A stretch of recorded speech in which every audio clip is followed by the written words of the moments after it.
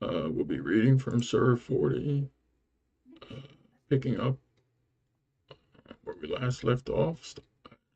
Verse 59, let's all seek refuge in God from Satan the rejected. A'udhu billahi minash shaitanir rajim. Bismillahir rahmanir rahim. Most certainly the hour, day of judgment is coming. No doubt about it, but most people do not believe. Supplication, a form of worship. Your Lord says, implore me and I will respond to you. Surely those who are too arrogant to worship me will enter Jehannam forcibly. So we'll read the footnote for verse 60, then talk about the verses, God willing.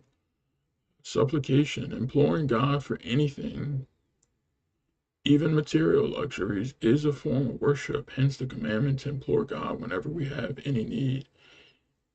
An atheist will never implore God for anything. So the reason why it's like this is because it's bearing witness. It's a form of our actions, speaking on behalf of what we believe in our hearts that only God can provide for us, right? So, uh, and that's why we implore Him alone, and really why we should implore only Him.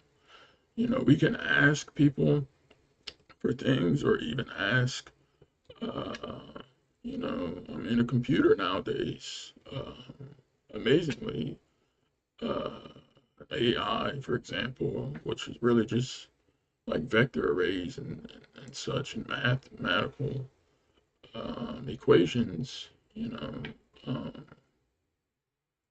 but I mean, I didn't want to humanize it too much while I mentioned that, but it is a we know the computer's the creature, but I guess back to the point of we can ask things of people or whatever it is, but we know that it's God that is helping us.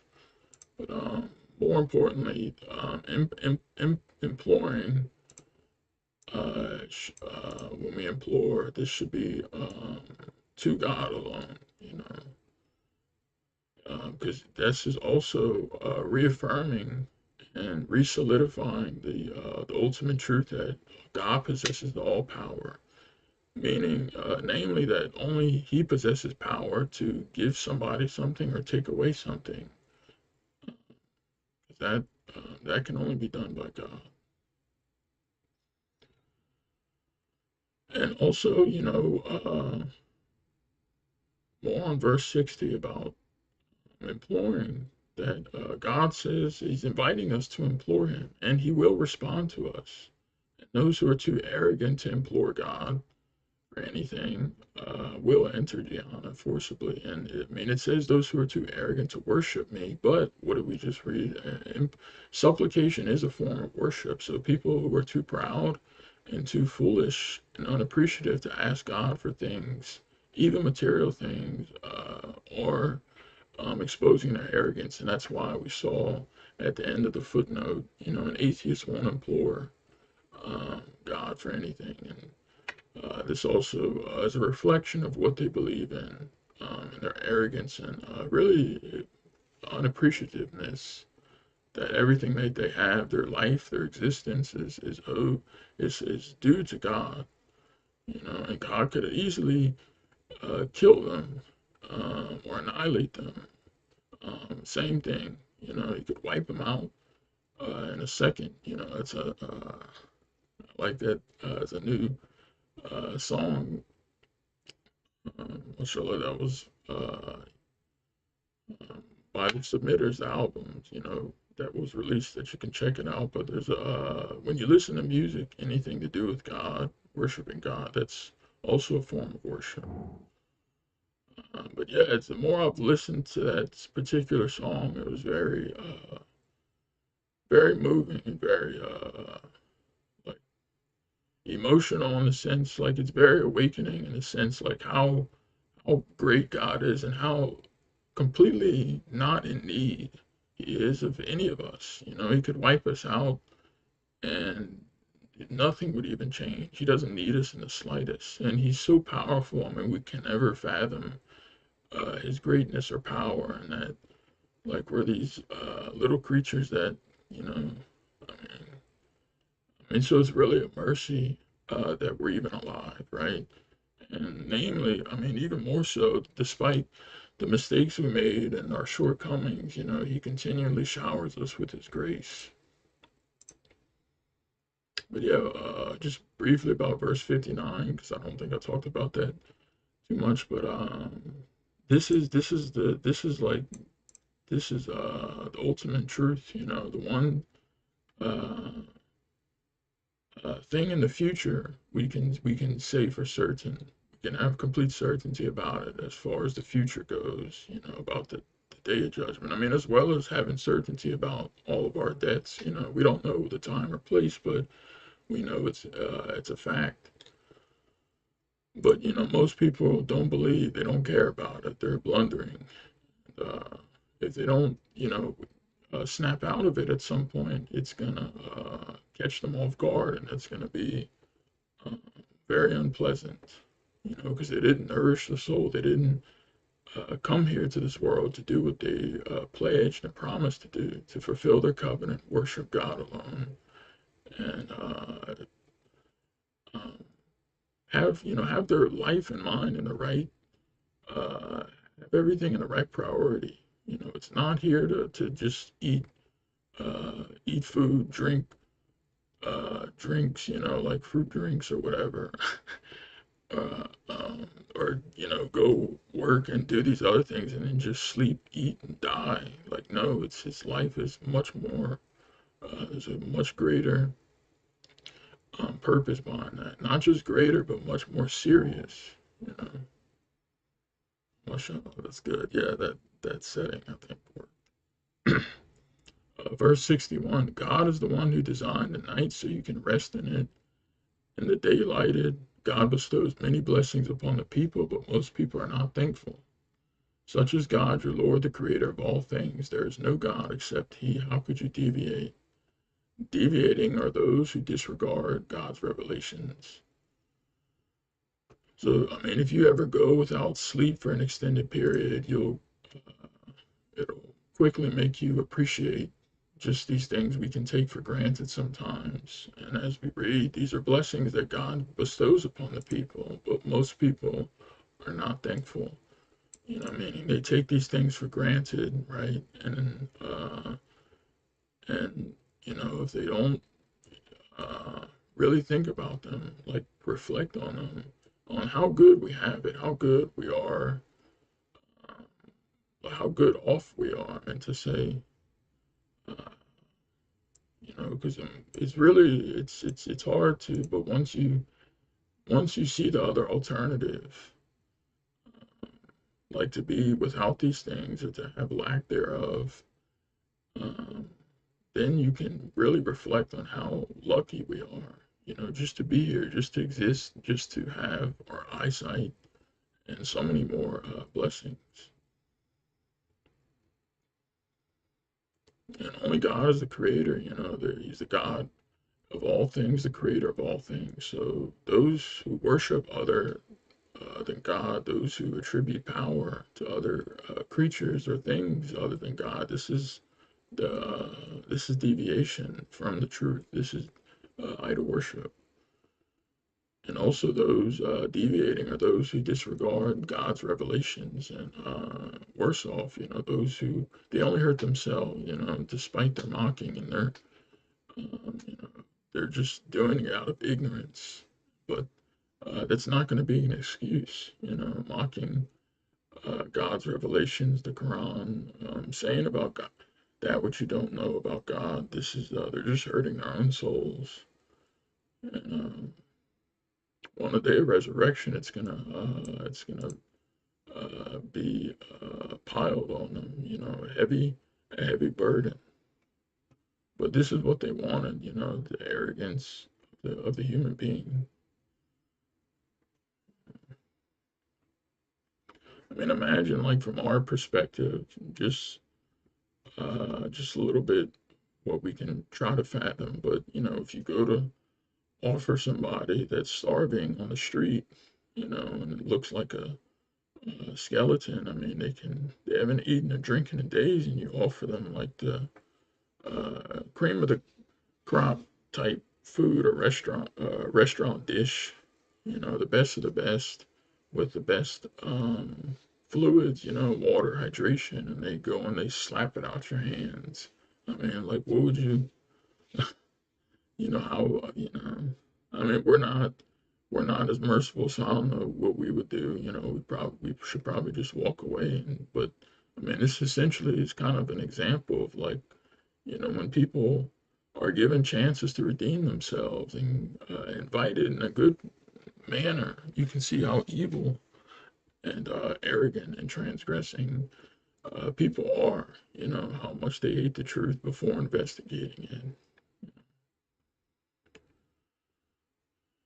And there's no excuse, people, that have, people should investigate things before making, judgments or decide or making their mind up. Like there's a verse that says they have rejected, talking about the Quran, its mathematical code, they have rejected an honorable book. No falsehood could enter it. Um, before examining it, they have rejected an honorable book. So God gave us the ears and eyes and minds to do this, and those who use this in the correct manner, and God will help them. If they're really seeking God, will guide their hearts, if they're sincere about it. Verse 64, God is the one who rendered the earth habitable for you and the sky a formidable structure, and he designed you. He designed you well. This is important, this part too. He is the one who provides you with good provisions, such as God, your Lord, most exalted is God, Lord of the universe. So he designed this well. He's a perfect designer. He didn't make mistakes. So people who would promote, a satanic pagan practice like circumcision, there's no excuse, especially it's worse for people who call themselves submitters. They're not submitters, uh, they're deviators, right? But they would still promote these old pagan traditions from, old Islam, old Christianity. And when I say old, I'm talking about the paganistic, corrupted versions of these once monotheistic religions, but they don't really exist today. And then, they're all corrupted. And, Satan doesn't stop there. He's obviously going to infiltrate submission. I mean, he has. But this is how it's supposed to be, right? I mean, it makes sense that it's this way. It makes complete sense because it's been the same system with the past religions, the same system with the past messengers. You know, so may God protect us and keep us on the right path. The footnote for this one says, see footnotes for the Surah 15 verse 20, Surah 20 verse 54, Surah 25 verse 2, and Surah 35 verses 12 to 13.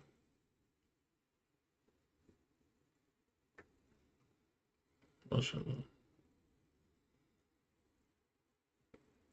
Anybody who would promote something like circumcision as well is a complete disbeliever in this verse. I mean, not to mention other verses in the Quran, but they obviously think they know better than God. May God be glorified. you know.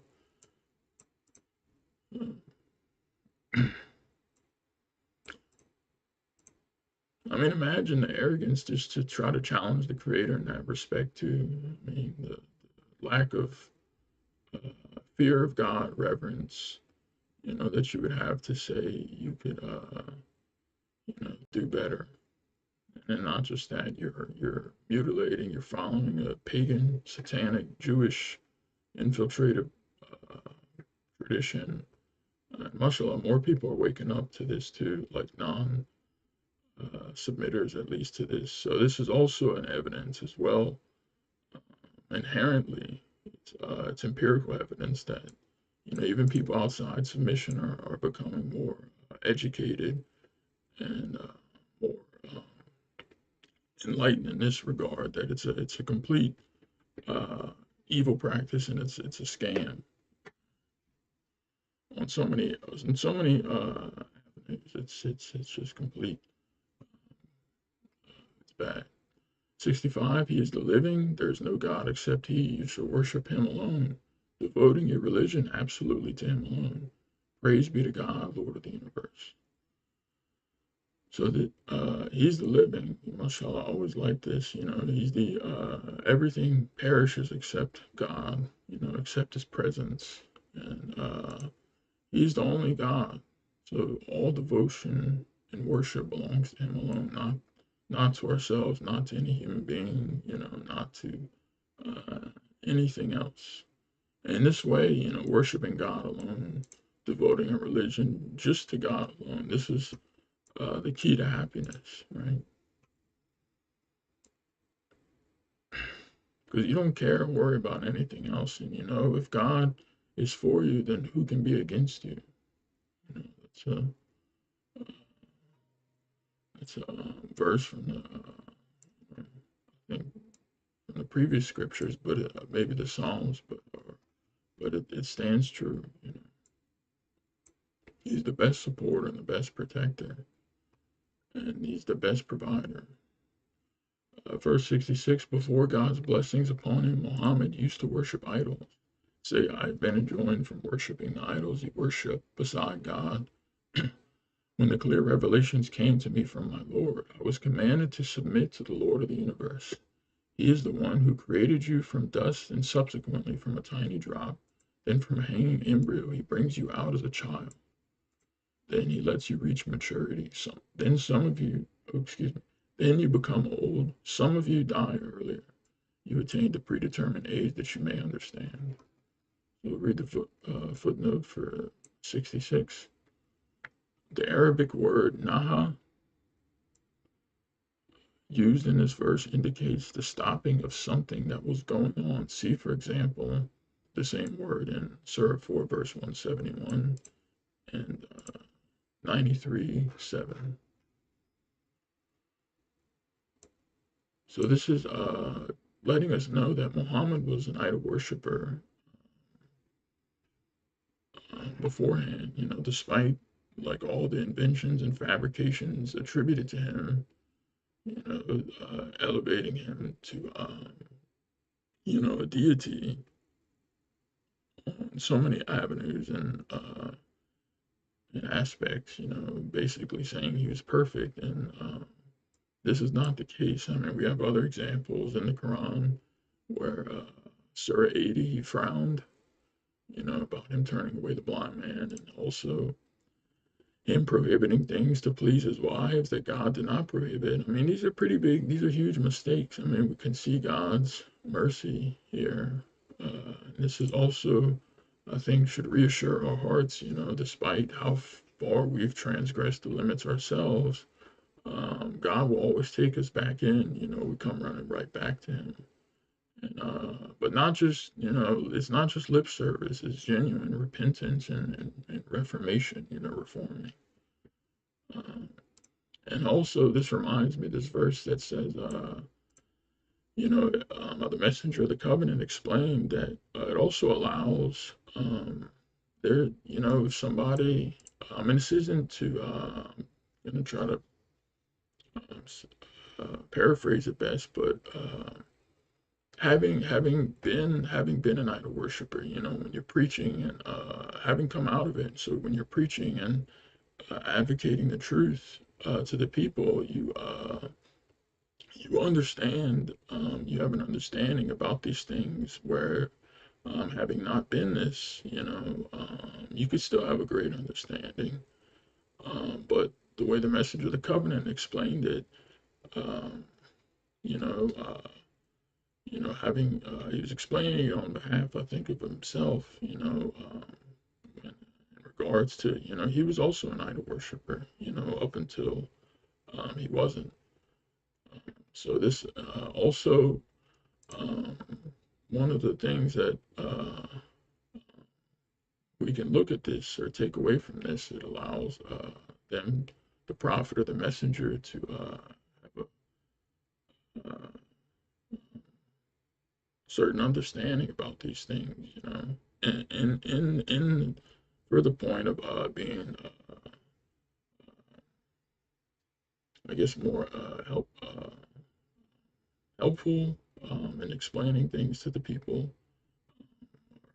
Hopefully, I'm not messing up. But yeah, it would probably just better just to. But anyway, regardless, this was before God's blessings and enlightenment and his prophethood upon Muhammad. He was an idol worshiper. And also, we can see how God designed us. He designed us perfectly. So, I mean, this is all calculated, being created from dust and from a tiny drop, original creation from dust, and how we are reproduced from Adam and Eve. We can see the system and from hanging embryos. I mean, this is all very precise designing. I mean, every part of the skin, the muscles, the bones, even the atoms within these organs and the structures in our body are all precise. So I mean, this is also another proof. And we all have a predetermined age that we may understand, and we're all going to meet. So it behooves us to constantly, have the make God our God, not become distracted of this temporary fleeting life, as the Quran so perfectly describes it. Verse 68, he's the only one who controls life and death. To have anything done, he simply says to it be, and it is. Have you noted those who argue against God's proofs and how they have deviated? They are the ones who have disbelieved in the scripture and in the messages we have sent with our messengers. Therefore, they will surely find out. The shackles will be around their necks and the chains will be used to drag them. So God is the only one has anything done, and it doesn't burden him in the least. Death, resurrection, it's all the same. And there's a profoundly good example, that in another part of the Quran, Surah 50, where it poses the question to the human being, were we too burdened by the first creation? So that resurrection is going to be the same, meaning, like, if people think that, or a disbeliever, thinks that, that asks, how will I be resurrected?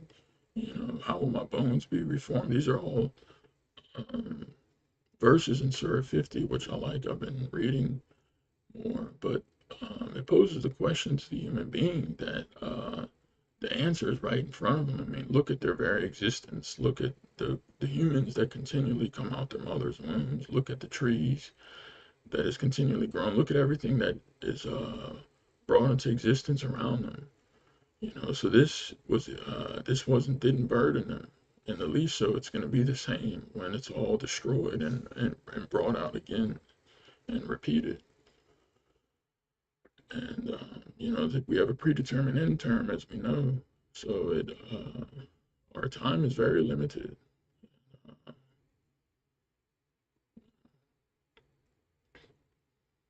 I mean, if you think about it like this, like, even if, it's hard to grasp infinity. So let's just, if we think about like a huge number, if we transpose that or divide that by the time we have on this earth, let's say, 50 to 100 years, and let's just say it was like 300 trillion to the 10th power.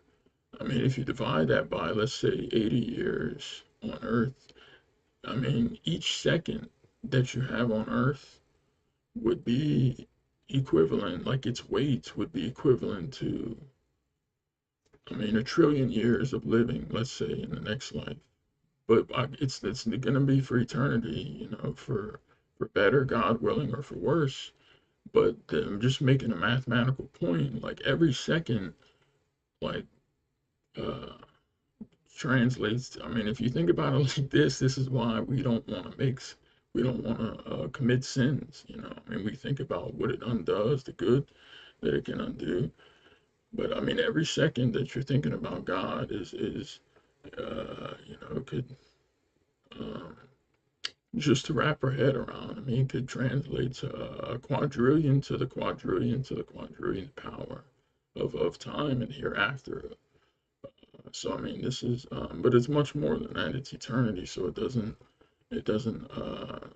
go like that. But this is just for our mental, like a mental grasp, right? The best we can do with our little brains to what we can comprehend. So this is puts things in perspective on why every second is important, why every minute um, is for our own good, you know.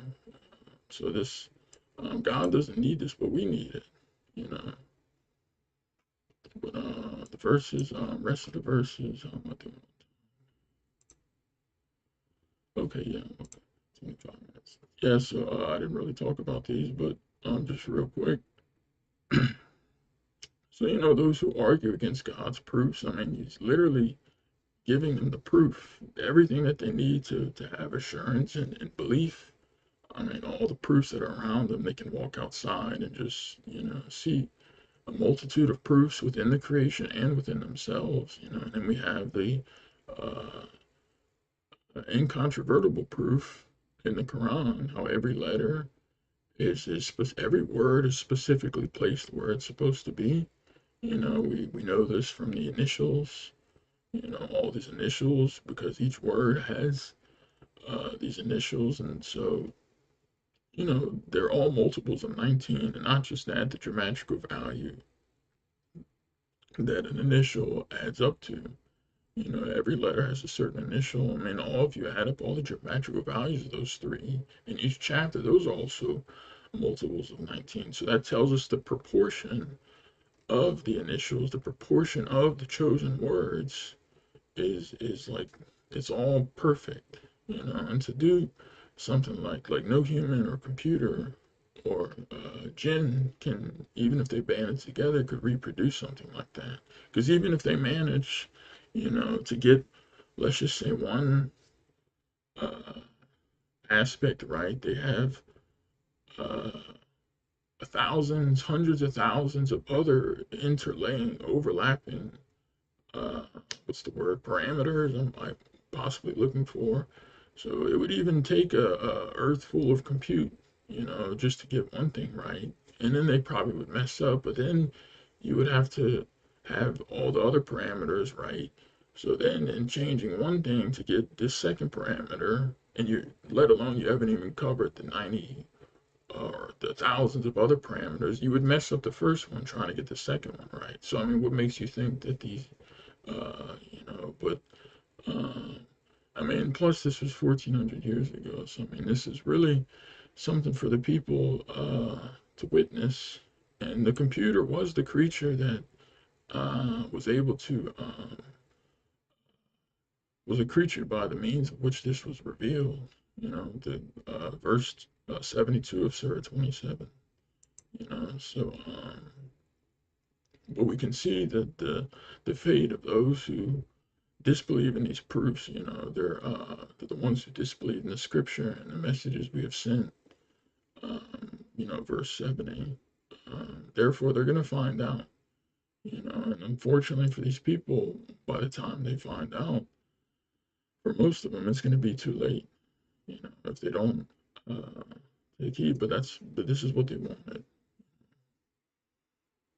You know, they can't blame God, you know, like the idol worshippers that do the same thing as Satan does, you know, oh, if God guided me. You know, you're literally getting the proof, you know, verse 69.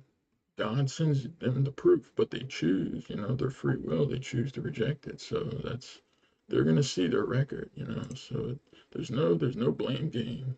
You know, they have only themselves to blame. Even Satan will tell them the same thing. Don't blame me, but blame yourself. So, I mean, we don't want to be amongst these people. Look at the horrible allegorical description.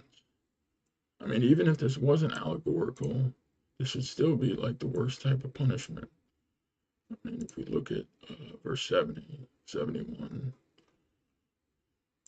and I mean, you know, this also it could be just like this and worse, you know. And same for paradise, you know, paradise, if you want actual furnishings and, provisions. I mean, it's going to be all that better. So, just also because these are allegory, it doesn't mean that we won't be able to have the same things, because there's also a verse that says, discusses, that says the dwellers of paradise will have the same, can have the same things previously provided for them in the previous life, you know. So this is also God reassuring us, because we like fruits, we like strawberries and whatever fruits and stuff we like, so we could also have that in heaven, God willing. So, I mean, this is the real life to prepare for and to look forward to.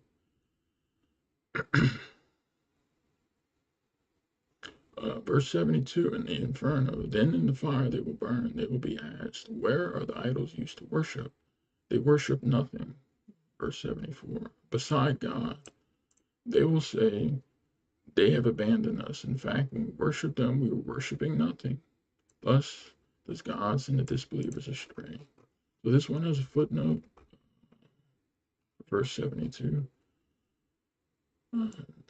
Those who did not prepare themselves will suffer tremendously in the presence of God on the day of judgment.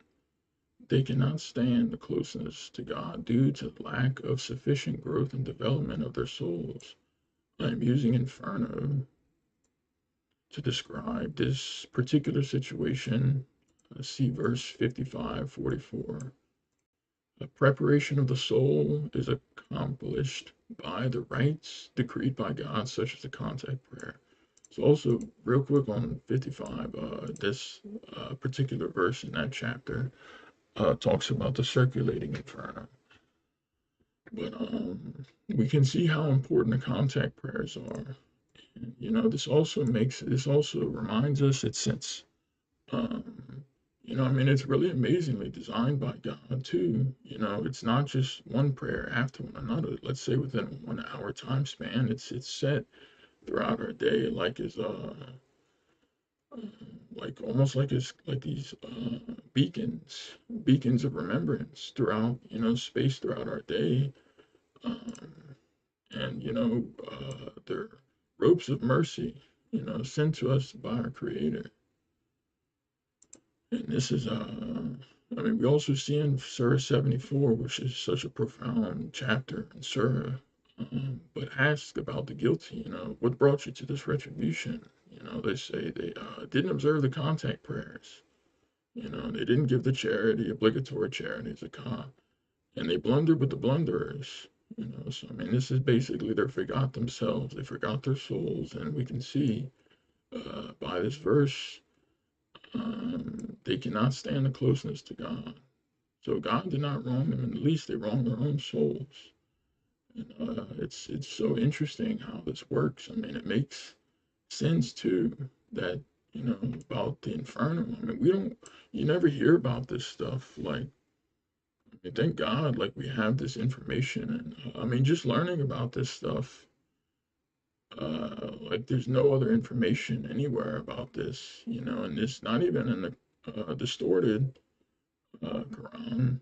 I shouldn't even call it a Quran, but the one with the two injected verses and all the other nonsense and mistranslations that we previously read about, how they are incapable of saying God alone when they translate, and they specifically the translators into English, Yusuf Ali, they actually did this purposely. They cannot bring themselves. But anyway, I don't mean to digress there. But yeah, this is like another proof. I mean, just the way, like hearts see this information, right? And we recognize it immediately, can see that it's the truth. We know that this is correct, this is from God, and this, and the messenger of the covenant, Dr. Rashad Khalifa is the message, is one of the messengers. Mashallah, and I like verse 74 about they worship nothing, because they were worshiping creatures that they never even met, that they don't even know what they look like. And they probably look like these human idols. They probably look nothing like, it doesn't matter anyway. And yet so many people get hung up like on these idols and these trivial things. And I mean, you even see like people arguing on the internet. I mean, this isn't going to save their souls, whether this person, looked like this or this person lived in this region or was born here. I mean, to even waste time talking about that is really engaging in vain talk. And God says, the believers don't do this. They avoid vain talk. Now, sometimes we might get sucked into it, but we catch ourselves, and really, it's God helping us. If we catch ourselves, we didn't catch ourselves. We're being reminded out of God's mercy, and so we don't want to attribute anything special to us. Like we did anything.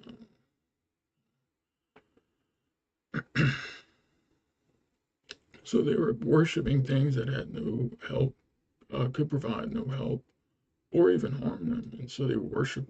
They will bear witness that they worship nothing. And verse 75, this is because you used to rejoice in false doctrines on earth and used to promote them into the gates of Gehenna, wherein you abide forever. What a miserable destiny for the arrogant ones. So, I see this so much, and I'm sure we've all seen this. We see this, but, increasingly today with the way the, uh, the internet has developed and these different aspects, like you see so many people's just promoting these like satanic religious doctrines and like people just flocking to them and they just rejoice, and not just, I mean, we know these things are obvious, but even within submission, we can see these. This is literally, that it's like the history repeats itself. The times change, but often uh, but it's like even though the time passes and changes, the principles and the system, oftentimes it doesn't. It's still the same. People end up doing the same things, but they come under different flavors. They come under different aspects, and really, ice cream is ice cream. At the end of the day, whether you have one flavor or another, I mean, it's still ice cream, and I shouldn't probably use because ice cream is good, but these aren't good things that these false doctrines that have made it into submission. They're just recycling it from other false doctrines from the past. Circumcision. Uh, what's the other one? There's many others. These holidays and stuff that people that literally there's direct pagan correlation, yet people uh, I call them people because they're not even submitters. They're so-called submitters, but there's a plethora of these individuals that are still not wanting to give these things up. If they even had an ounce of reverence, I would really believe if they even had a little bit of reverence, they would be helped in this manner and like get rid of it. Is that worth uh, your hereafter over what this flimsy idol, this lame holiday? It's just like the messenger said, if they should run at any hint of idol worship, but these people cannot truly believe. They can't really believe in the day of judgment. If they really believed and knows and believed what was at stake, they would not want anything to do with that. If they would not risk their hereafter. I mean, this is just like not. It should be an easy decision. You don't risk your hereafter for. But if they don't believe in it, or if they have doubts about it, they're not gonna.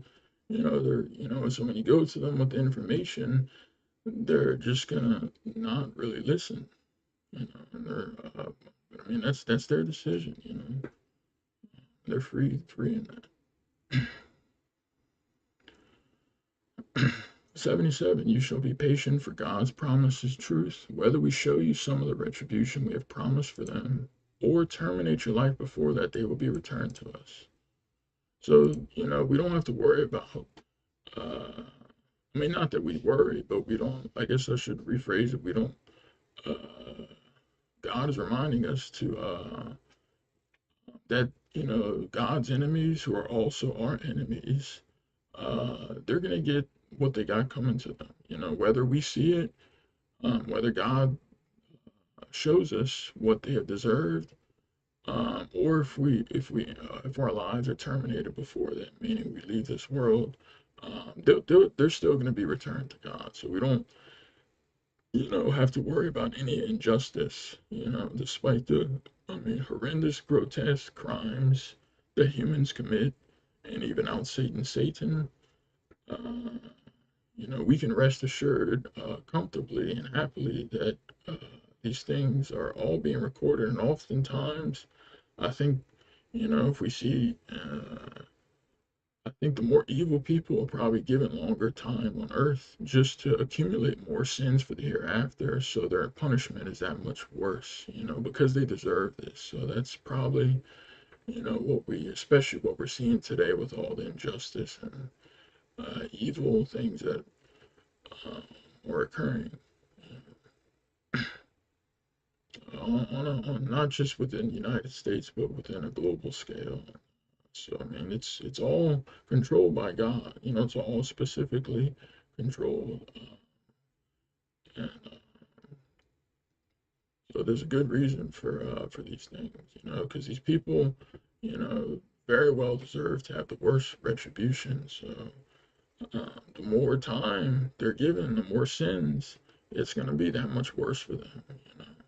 And it's because they deserve this. So this isn't something, I'm just telling myself. This is something that if we understand the system, and there's a good reason for everything, and there's a plan that sometimes we may not be able to see or completely understand, but we know God is in uh, control, that He's doing everything, and we just do our part, submitting to Him and remaining steadfast and striving. That's our part. God's authorization for the Quran's. Uh, well, I'm going to speed up here because we're at time. God's authorization for the Quran's mathematical miracle. 78. We have sent messengers before you. Some of them we mentioned to you, some we did not mention to you. No messenger can produce any miracle without God's authorization. Once God's judgment is issued, the truth dominates and the falsifiers are exposed and humiliated. SubhanAllah. So, the Quran's mathematical miracle dominates, whatever people try to say, they can't argue with the truth. You can't argue with the most, the ultimate truth. So, and also only messengers with whom God has authorized miracles can be produced. And this is also another proof of their messengership, and to let us know that they're not a fake messenger, that in fact that they're a real messenger. And it also exposes the fake messengers that will try to come. The footnote for 78 says, we learn from Surah 17, verse 45 to 46, 1857 and 5679 that the unbelievers have no access to the Quran. Only the believers and the sincere seekers are permitted by God to understand it. The Quran's mathematical the Quran's mathematical code, quote, one of the great miracles, Surah 74, verse 30 to 35, was authorized by God and revealed through his messenger of the covenant, Appendix 2. So this is a profound blessing to have this, have this reassurance, have this proof, to be witnessed at any time.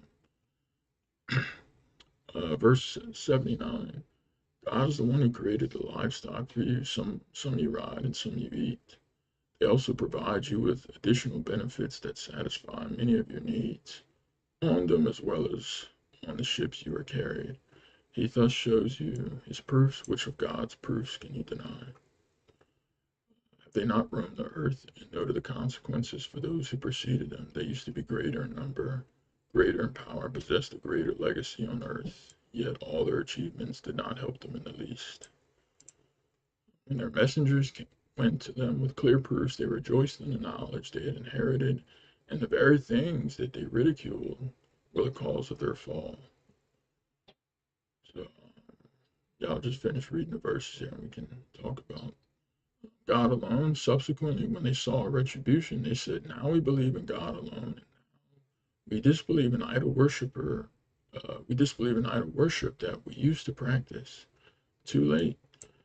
Their belief then could not help them in the least once they saw retribution. Such is God's system that has been established to deal with his creatures. The disbelievers are always doomed. So this, especially this last part, they're only believing not because like they're right, you know, anything righteous to do with them. They're only believing because they don't have any other option at that point to believe, because the retribution's over. And it's not real belief. It's only conditional. Because as soon as if it was taken away by God's mercy, they would just go back to being evil, again, and believing in idol worship and not believing in God alone. So, but with this, if there's any comments or questions, please feel free. If I made any mistakes, may God forgive me. Thank you.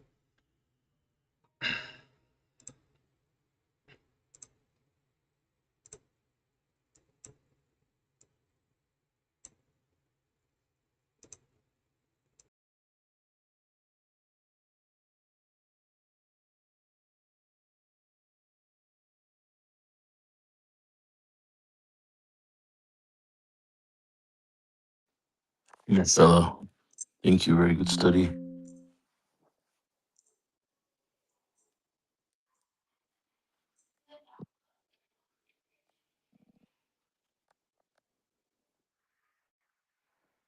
Yeah, I was listening to it on YouTube.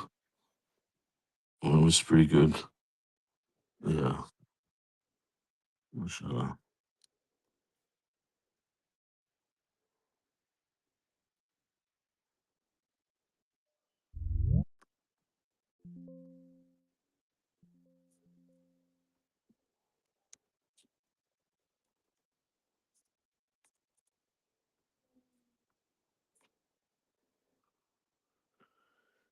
Yeah, I think so.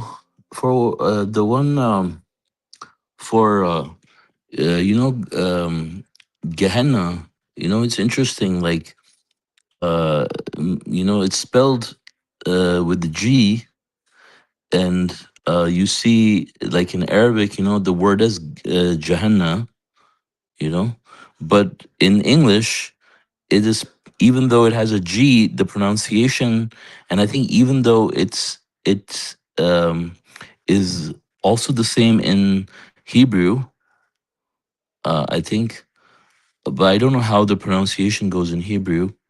But in English, even though it's with a G, it could be spelled Gehenna or Gehenna. But throughout the dictionaries, when you look, it says Gehenna, and people in English, they tend to use Mhm. the word Gehenna instead of Gehenna. Oh yeah, yeah, yeah. Yeah, so they say it. They say it like with like Gianna, but instead of Gihana with a G. No, in English, I'm saying English, they say Gehenna. Gihana. Oh, okay. Yeah, Yeah. I guess I always like I think I've heard both, but I've probably heard Gihana. Hmm. But it sounds, I don't know, for some reason, for me, it sounds more scary saying Gihana. Just the name. Right. I mean, both are scary, but like Gianna sounds like more scary to me, I guess. Right. But maybe Yeah. it's way I don't know what it is. Maybe that's how I heard it growing up, but it sounds like Hmm. more thought Yeah. provoking in that sense. Right. Right. Yeah. Yeah. In Hebrew, actually, I'm reading it now.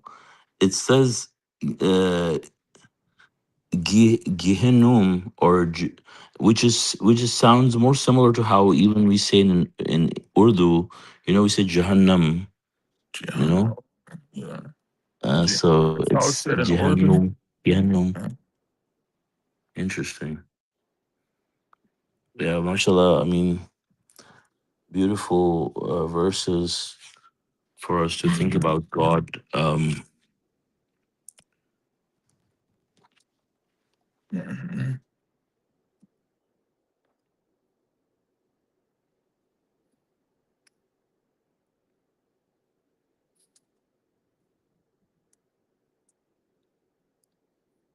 Are you still talking, brother? I think the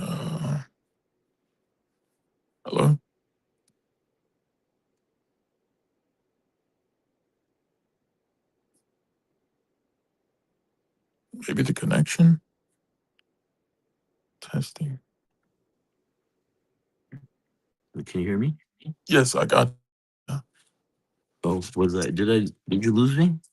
Yeah, I lost you for a second. I think the last part Oh, I heard was it says, much more beautiful yeah, verses. Yeah, that yeah. part I was think what good. happens is like if I try to like multitask with the app, like it disconnects Yeah, the yeah. So I've noticed it started doing that like a couple months ago. And sometimes if uh-huh, somebody else is not, I don't know if it's a Jitsi side thing, but I think because if somebody else isn't actively in the study, like if it's just you, it'll actually uh-huh. cause you to disconnect. And then when you go back to it, it'll say, it'll give you the option to rejoin now. The Just a rejoin, little yeah, button. yeah, yeah. Yeah, yeah.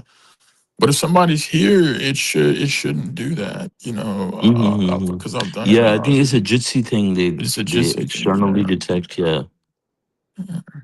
yeah, Man, why'd they have to do that? yeah, Yeah, yeah. like, yeah, You can't go out of the app. Yeah, yeah, yeah, like exactly. yeah. For the most part, I mean, um, I can read everything from within the app, but let's say if I want to look something up on another app, because like Mhm. the Quran, I can pretty much read from within the app. Just minimize the study window. Right. Yeah, but sometimes you need to look somewhere else for some stuff. And I was just trying to do that and it doesn't let me. Mhm. Yeah, that Yeah. was the same thing. Yeah. Okay. So,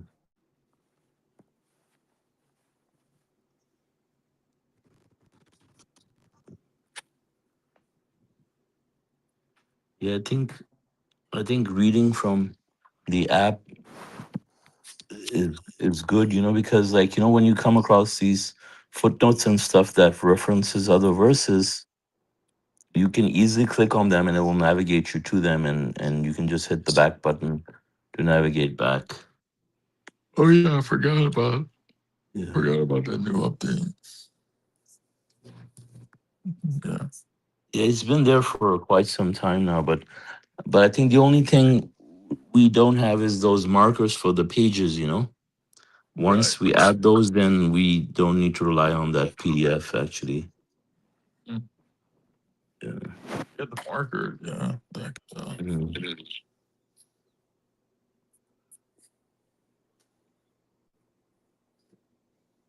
Yeah, you could have like a little something on the side of the verse that says next page or the page number or something. Mhm. Mhm.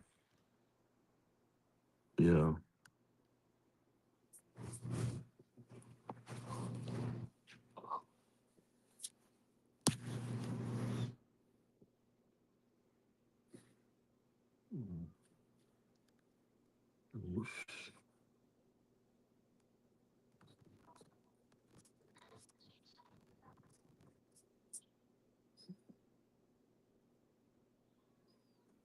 Yeah, we can see, like the verse 78, how appreciative we should all Mhm. be for God's proofs, because I mean, Mhm. imagine not having these proofs and I mean, being left to, you know, roam the earth and just kind of, Mhm. I mean, you could still believe, I guess, but eh, Mhm. different, like it could be increasingly difficult in that respect. Mhm. But and then he sends messengers to clarify these things for us and Mhm. make the path, a lot easier to follow.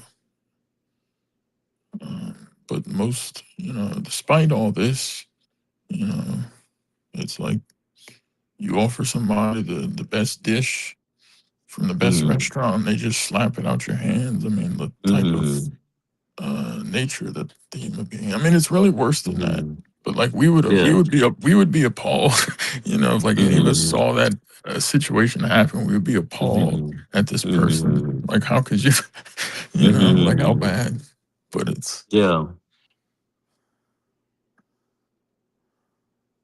Yeah, and it's actually God so be much glorified. worse than that. Yeah, Mm. it is. It's like someone also, well, also another way of looking at it, it's like someone who has been imprisoned for his entire life, right? And you open the door for him, and you Yeah. give him a path to exit, and he's like, "Oh, just screw you," and he Yeah, gets it's mad like and start cursing at you, and shuts it. that's a yeah, I like that Yeah, example. yeah, Yeah, it's like I don't want to be happy. I want to be miserable. yeah. Mhm. Yeah, that's more accurate because they're not just they're wronging their own soul, Hmm. like in that Yeah, sense. I Like mean, they're it's not hurting just you're not themselves. just yeah, I mean, you're not just giving them one meal, for example. You're giving them a way out of eternal Freedom. doom. Yeah. You know, just to put things in Perspective. uh, Yeah. more perspective. Like yeah, a meal would be good for a person for a day. Even keep him filled for a day. But like this is their eternal Yeah. life, like you said about the eternity, how big it is. Yeah, like each second, I've thought about that before. Like the seconds we're on Hmm. this Quran study. I mean, how much is Hmm. because everything is weighted like at the time our Hmm. records. So I mean, this part of our record, like we'll be able to see. Hmm. God willing, we'll have a good record. Hmm. And then like how much is this like Hmm. gonna account for? Like every second that we remember God or we think about Hmm. God. I mean, like what is that? And Hmm. this helps us like helps us to have the right Hmm. priorities and perspective. Yeah. What do you think about the verse 61 where it says, God is the one who designed the night so you can rest in it, and the day lighted? God bestows many blessings upon the people, but most people are not thankful. So people who end up staying late at night, like let's say past 2 a.m., do you think that's being ungrateful? I mean, Like, that's a good the time, question. I yeah, mean, because I like stayed up. the I stayed up. But I was it was kind of planned. I specifically did it. A big part of it uh-huh, was to make my dawn prayer. Like when it was, uh-huh, I think 1:30, and I'm like, okay, I still have some mm-hmm, work on the computer to do. I might as yeah, well just to make mm-hmm, sure it's easy that I do my dawn. And mm-hmm, I went to bed like not too long after dawn prayer. mm-hmm, But right. sometimes Because like, I get yeah, go ahead. yeah, like sometimes our sleep schedules, Mm-hmm. work out that way, and Yeah, like I mean, in your case, it's a different story because you work at night right, shift. yeah, So, but people who don't have you know a night shift, for example, and people end up staying late, like habitually. Like the time for melatonin release in the body is, let's say, between 10 p.m. to like 2 p.m. 2 a.m. And people who miss that window, will not get the same quality of sleep that hmm that you will get during this time. So this is why it says he has made the night so you can rest in it, and the day lighted. So yeah, so I mean, there are people, for example, who want to have a good night's sleep and who want to sleep at night, but for whatever reason they're forced by circumstance to stay up, for seeking God's provisions. um right. yeah, Yeah, but because for other the people, sleep people who like to beforehand, stay up. Yeah, there's people who like to stay up and watch late night TV or whatever. Like to talk till late night. Or just watch someone on the TV just um talking. There are people who like to sleep to the television, and they right? end up staying up till late. Yeah, so I always, every time I read it, like it reminds me of the fact that God is saying, like, be appreciative Be and appreciative. try to Yeah, sleep at night. Take advantage of the fact that God has created the night. So, but then also there's verses about, using the night to meditate and get extra credit, and read the Quran and stuff. So, I mean, that's another aspect of it that we have to keep in mind. take in mind. Yeah, That that's true. nighttime. Yeah. Yeah, because it is different. When I'm going to bed, uh, I mean, it should probably still, be hard on myself. And I mean, because technically, I can say on my days off, it's a little trickier. Like what you've seen and stuff. But like, there's still opportunities for me to like get on Mm-hmm. the day schedule. But like Mm-hmm. sometimes, actually, what you were just saying, like sometimes it's like, oh, well, I work, I guess a little quieter at night, and I can sometimes focus better or something. Mm-hmm. Or maybe that's just what I tell myself. But like, if we have the option, if it's not Mm-hmm. difficult for our brains and stuff to fall asleep, Mm-hmm. yeah, I think we should take advantage because there's been Mm-hmm. times like where waking up like at like right before dawn or right after dawn goes off, and then Mm-hmm. you do your prayer and then you drink some Mm-hmm. coffee and you start early in your day. It feels Mm-hmm. really good. Yeah. It's So different. so you're saying like you would, if you had the option of working in the daytime, then you should choose the option of the daytime, right? So that you can rest at the nighttime. Yeah, yeah. If you had the option, yeah. Yeah. But on my days off, what I'm saying, sometimes I can, Mm-hmm. depending on Uh. how, uh, what I was saying there, like on my days off, um, I guess when my circadian rhythm, like depending on how that goes going and resets, I Mm-hmm. uh I do have like maybe the option to fall asleep earlier, but sometimes I'll actually choose not to. I guess because I'm Mm-hmm. like you said, I'm like doing other things, and I need to Yeah, but I think think in about your that. case it becomes harder, because it's like you can't, like, you have to go to bed at the same time and wake up at the same time Yeah, to it does. actually It have a does. sleep Yeah. schedule. Yeah, because it is easier. Because like right now, my I usually go to sleep right after dawn prayer when Yeah. I'm working, and then I wake up about two, like 1 or 2 in the Mm-hmm. afternoon, and it's better, instead of like sleeping right before work. I do a lot better. Like you're happier. Like when I wake up when there's still Mm-hmm. like bright sun, like Mm-hmm. outside, and then I go It's less exercise. depressing. Yes, yes, very much so. Because I've done it where the other, the typical night shift people, Mm-hmm. they'll wake up right before they go to work, like let's say 5, 6 Mm-hmm. p.m. and the sun's kind of mostly gone. Like by 6 p.m., Mm-hmm. they go into work and Mm-hmm. then they stay up, I guess Mm-hmm. through dawn. But if it feels weird because I guess it just feels Mm-hmm. more natural to wake up when there's sun, Mm-hmm. and then you go to Mm-hmm. bed right before, like right after dawn, Mm-hmm. aka like right Mm-hmm. before it gets bright. Like Right. that actually has worked out really good for me so Mm-hmm. far. Yeah. Uh, it's been yeah, like you said, I'm a lot happier too. Like when you wake Mm-hmm. up and there's like still like sun and Mm-hmm. stuff, and you eat Mm-hmm. and you exercise and pray and think about God, and Right. yeah, starting your day out like that's it's I'll force myself even if I'm tired and stuff because it's that much better than the Mm-hmm. other way. I actually force myself to get up, you know, earlier. Mm-hmm.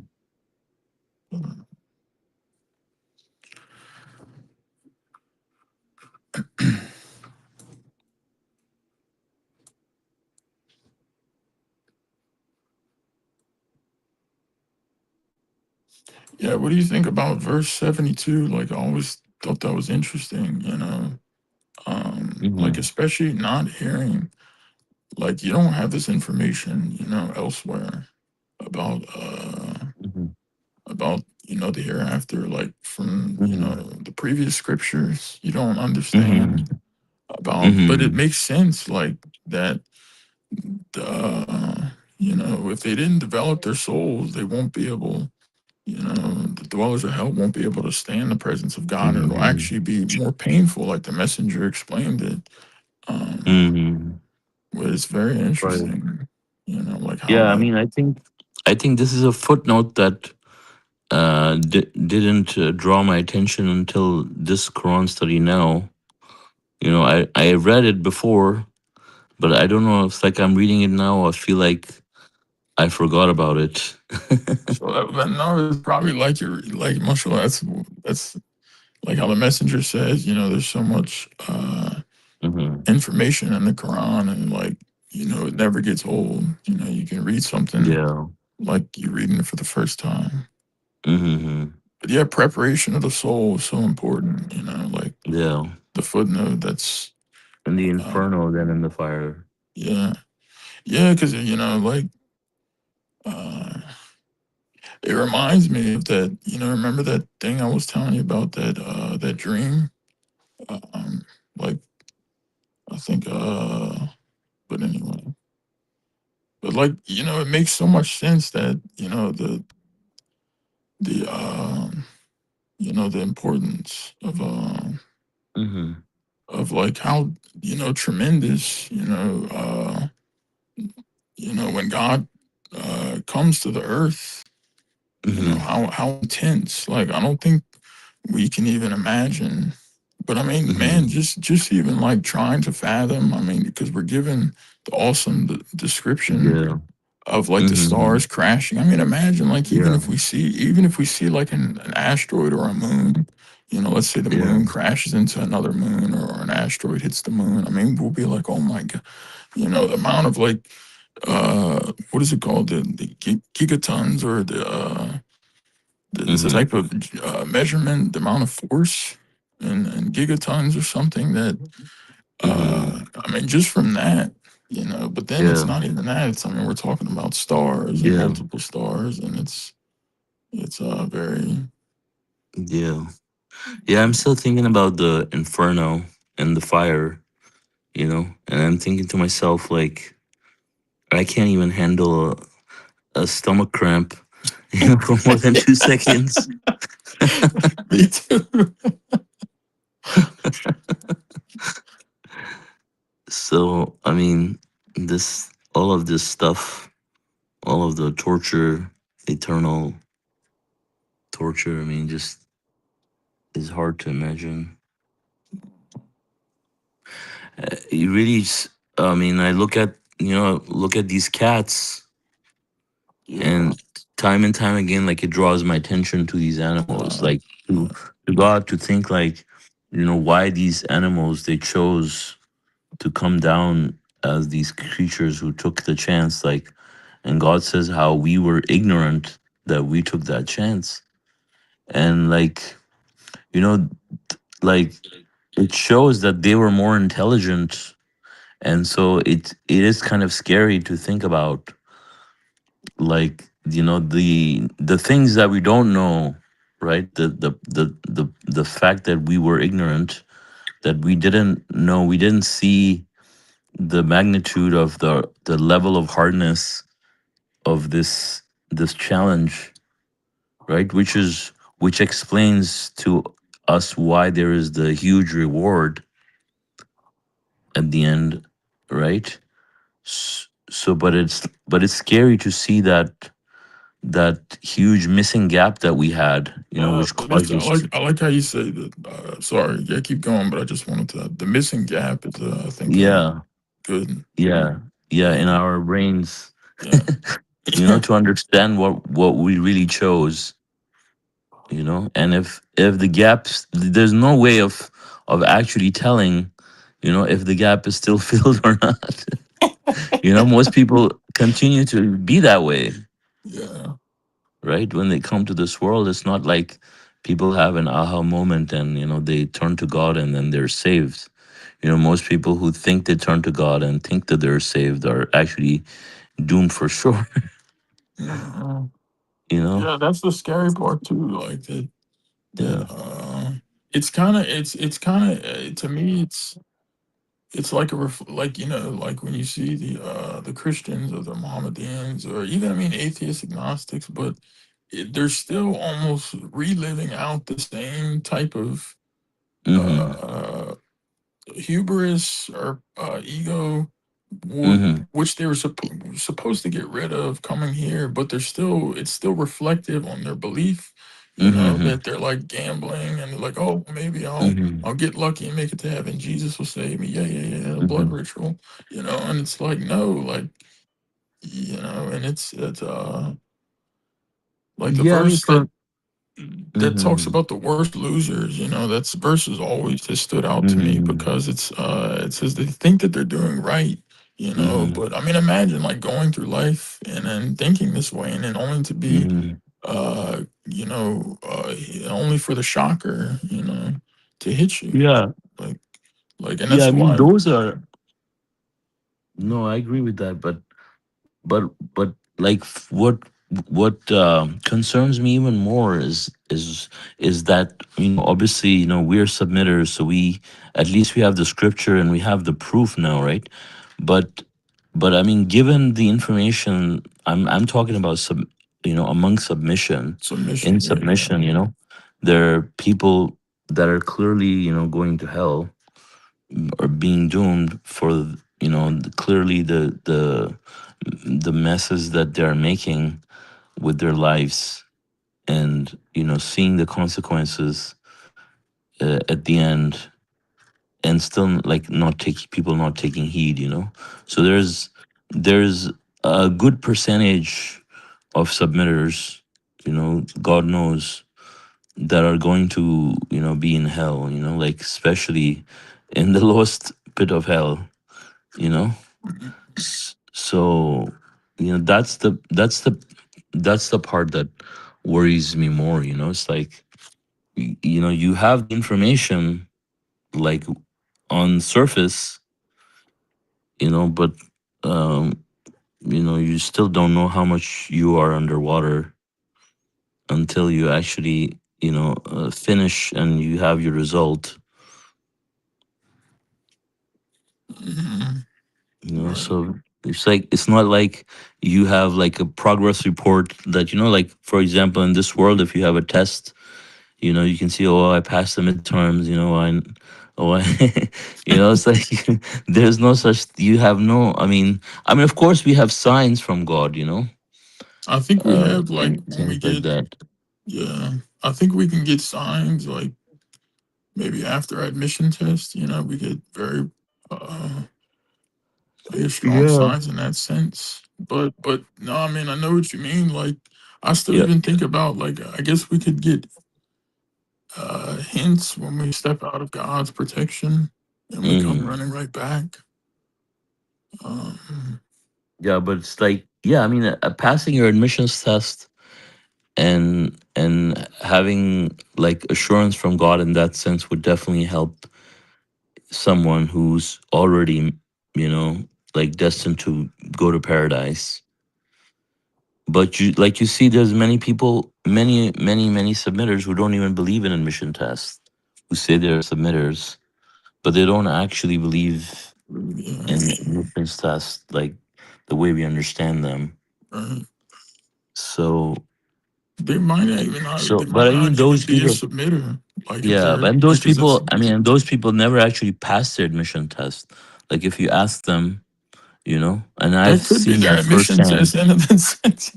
I've It's seen, probably it would make sense why they wouldn't pass because if you don't think you have admission tests, it's like you're no, not I'm going to talking be about, on guard, you know, yeah, but I for mean, like I'm talking passing about people, who believe in admission tests. But, well, it. I also talked about people who don't believe in admission tests. But Right. then my last comment, I was talking about people who believe in admission tests, um, even, and in both of these cases, well, at least in the ones that acknowledge the admissions test as being something, like, the most senior among them, like the oldest or whatever, among them, still don't think, obviously, that they're past their admissions test, because they believe in other things, other made up things. So naturally, they can't pass their admission test because they're worshiping idols, you know. But I mean, of course, it's information that they will not give out publicly. Like, you have to spend enough time with them to get it out of them, Yeah. But really, I mean, it shows to us the intensity and the complexity, of this test. Like,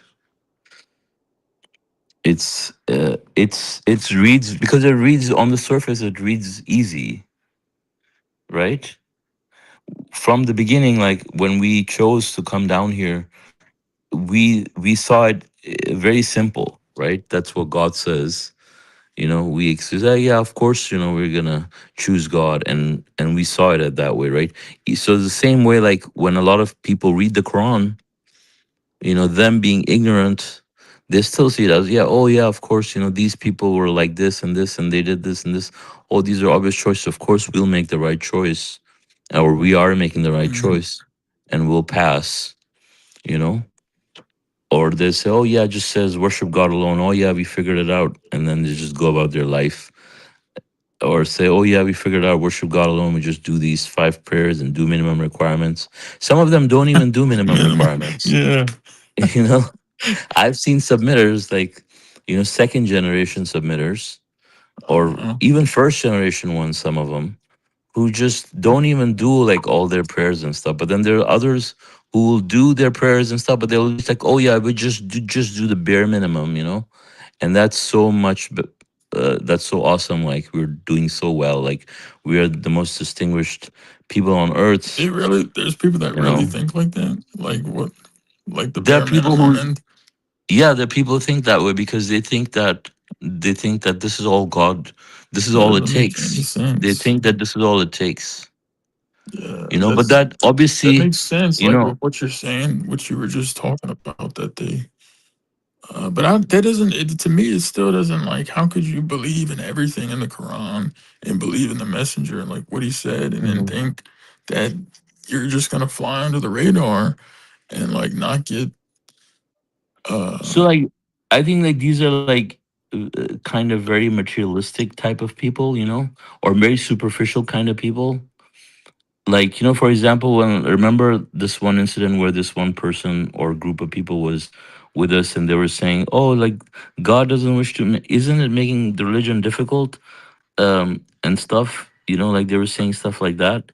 So this type of idea, this type of simplification, like for example, they come from, let's say, the traditional Islamic Muslim background, right? Muhammadan idol worshipping mhm, background, Shia or Sunni background, right? Where the religion is very difficult. It's made very difficult. Like you have to do lots of prayers and you have to do lots right. of rules and stuff.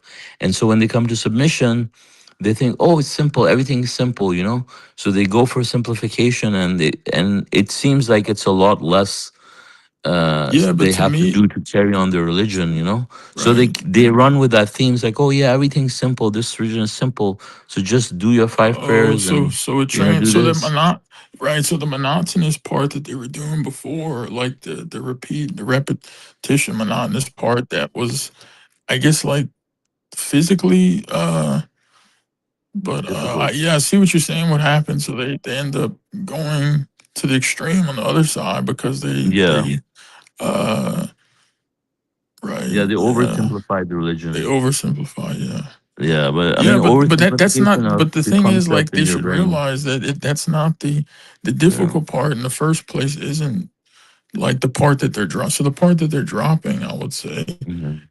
wasn't really the difficult part in the first place. The real Hmm. difficult part is like the entire, I mean, essence, what we see in the Hmm. Quran about upholding the commandments, the test, striving, Hmm. steadfast within, like Hmm. that's the meat and potatoes, Hmm. not the sprinkles on the cake or Yeah. something like Hmm. which they dropped before, Hmm. because that's the stuff, because we, the human beings, I mean, like in Surah 4, or maybe Surah, I don't know what Surah it is, but I thought I did, but it says we created the human being weak. Like, how like God knows that we're Hmm.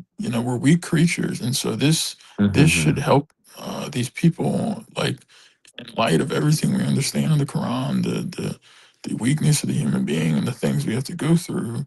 That it's not going to be.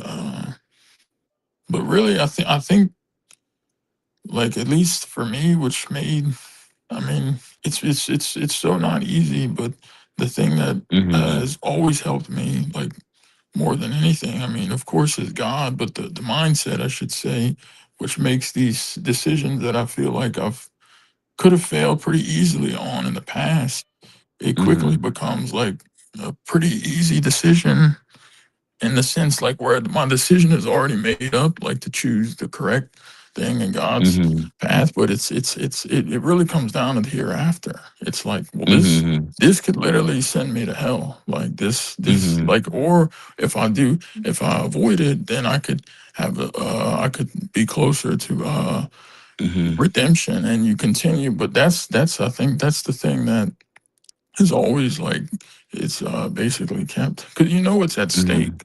You know, it comes Mhm. down, I think, to the hereafter, like because you don't want to risk, kind of like Mhm. what I was saying earlier, like people, uh, like that group we were with, you know, that is literally risking Mhm. their hereafter over some flimsy holiday. Like, you know, in Mhm. Surah 50, it talks Mhm. about the flimsy idols, how, you know, Azua and those other ones, and I mean, they're literally upholding the tradition and holidays. Like, it's not Mhm. worth the risk. Like, I mean, you're Mhm. risking everything, like over something. It's not even like it's pretty clear, you know. And the fact that they Mhm. don't care, it's like they probably, I don't know what they think, Right. Right. you know. Like Right. it's Yeah. Exactly. Yeah, things like that. I mean, and you know, like it's funny you mention it, but like, um, there's so many people that are celebrating it. You know, like in groups. You know, like among submitters too, right? yeah, yeah, yeah. Among submitters, like the thing I was talking about, like people trying to do the minimum was just like a smaller percentage of these people. Like Of for his people, example, right? but like this for one example that you just gave, visible example, like this qualifies so many people, like such a huge percentage of people, and then if you add circumcision to it, you know, the circle becomes even Even bigger. bigger, right? You know, much bigger. So looking at all of these creatures, makes you wonder, like, about yourself. Yeah, yeah, no, You know. right. Mm, And yeah, I mean, I think that's even more, I think, helpful in a sense. Like that's the mhm, right way we should think, because mhm, if we don't think about ourselves like this, then you know, because obviously, I don't think these people have probably thought about that way. mhm, You know, or at least they didn't. Maybe mhm. you know, take it. Yeah.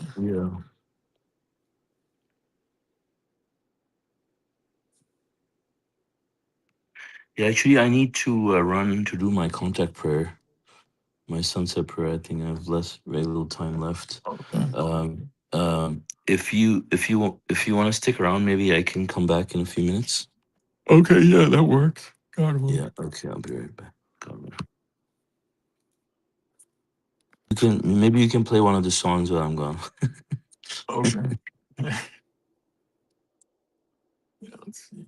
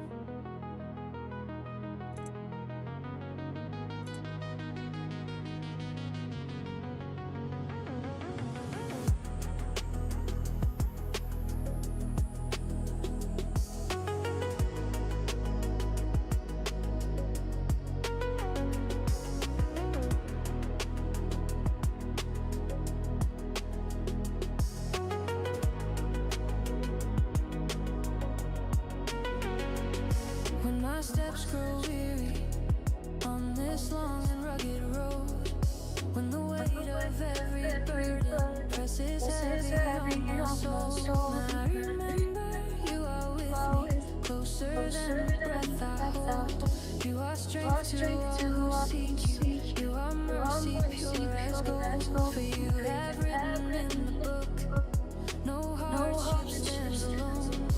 You raise the ones who struggle with the power of their own. Your promise never falters. Your truth is never gone. You lift the hearts of strivers and you make the weak ones strong.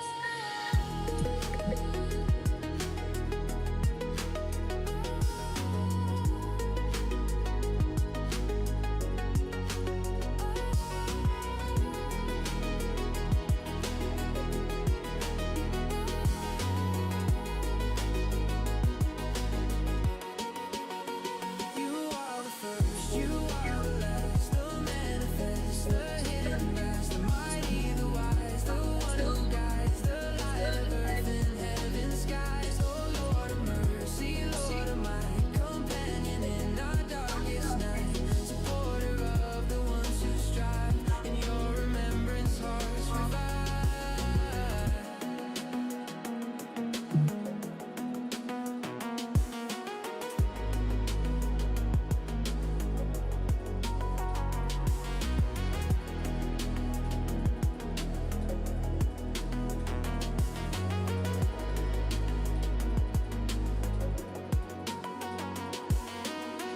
You say, believe in me, and strength begins to rise. You say, stand firm in giving hope opens up our eyes from the small sacred verses. Your message is the same. You will not lose the struggle. You strive in my name. For you wait our success. But the effort we have shown. You see the quiet battles that no other soul has known. When the world feels heavy and the path seems far too long, you send your peace upon us like a steady guardian dawn.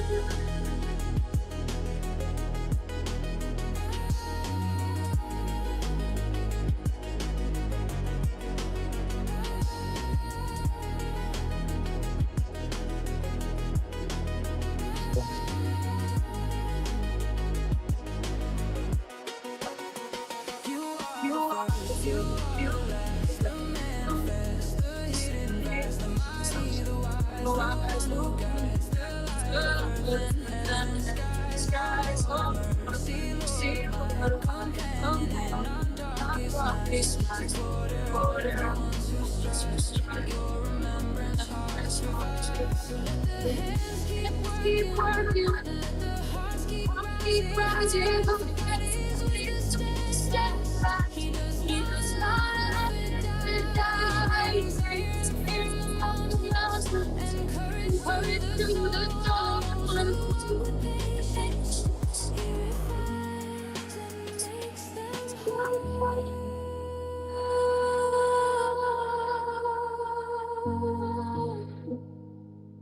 He refines and makes them whole.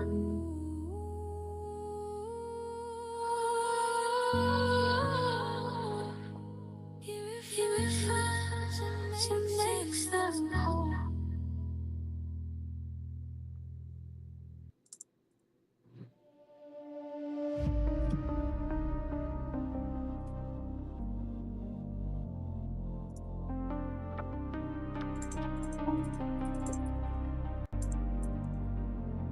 Yeah, I'm back. God is one everything.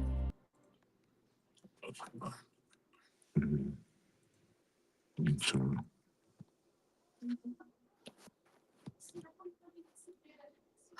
yeah, so I mean, this verse, this footnote itself, the verse that you mentioned, says those who did not prepare themselves, will suffer tremendously in the presence of God. So preparing yourself, of course, it has like different meanings for different people, right?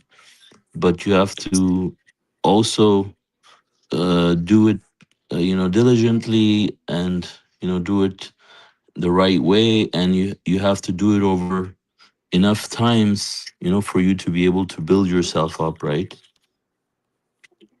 And Yes. so, of course, all of that, requires steadfastness, perseverance, and so that, is not easy, of course, and God says to us that, He has made the human being, create the human being to work hard to redeem himself. So, I mean, all these verses tell us, the same story, and this is why, like, for example, the messengers and the prophets were worried about their own fate, as God tells us in the Quran. So it shows to us that none of this is going to be easy. But I think the other thing we see is a common thing among a lot of these people is that they become really sucked into the worldly, Yeah. materialistic Yeah. life. Hmm. That's a very important point because Hmm. that's the thing. Like, even, yeah, that's the one thing I think too that uh like from my own life, the things where you've had to, like, you have to draw the line with yourselves and the things you struggle against, like the worldly things, social pressure, ego, materials. That's, I mean, that all culminates. I think that's an integrated part of the test. I think, Hmm. like, it's heavily integrated, those aspects, as well as others. Like, I'm probably not thinking of that all, like, participate. I think in different tests and things we go through, and the like, as you mentioned, how the prophets and messengers were. That's the very thing that that is like that's the very thing that would being worried about yourself in that sense. That's the thing that's probably keeping them on their toes to begin with. Hmm. That's the thing that's going to make, I think, the difference between, like, important decisions when you that you have to face and will continue to face. Um, Hmm. that will be the difference. Because if you're not really worried, I mean, I'm thinking about things like from the worldly aspect. Like, if I'm not worried about, like, an economics test, you're not really going to prepare for it. Like you were talking about, you're not going to adequately prepare to build yourself up to be able Hmm. to be able to, like, pass it, and or do good, or eventually get to the point where you're uh you're equipped enough and you're strong enough to you know, because Hmm. you can always keep trying back. Same like with a video game. Hmm. You can, Hmm. keep returning to the same challenge, and you learn different things. Like, oh, this thing didn't work. Well, I need to come back with this upgrade. Hmm. Kind of like for yourself. Hmm. Uh, and I think too, like, we read about imploring God. I think very important Hmm. prayer is to implore God to help us pass our tests, specifically our admission tests too, because Hmm. that's also bearing witness that He's omnipotent and that He really ultimately decides, um, Hmm. on these. And if we ask Him, we read the verse, He's going to respond to us. Hmm.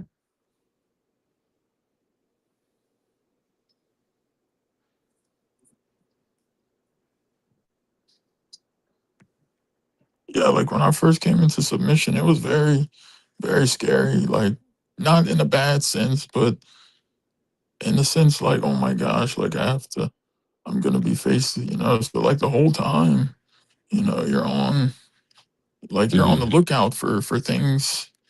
Like, Hmm. you're very, like, your ears are peeled. How do they say it? Your eyes are peeled and your Hmm. ears are peeled back, or whatever, however the saying goes, because you know what's coming. And so you're gonna be Mm-hmm. Like I guess expecting it, so like, oh man, I have to, you need to do good. Mm-hmm.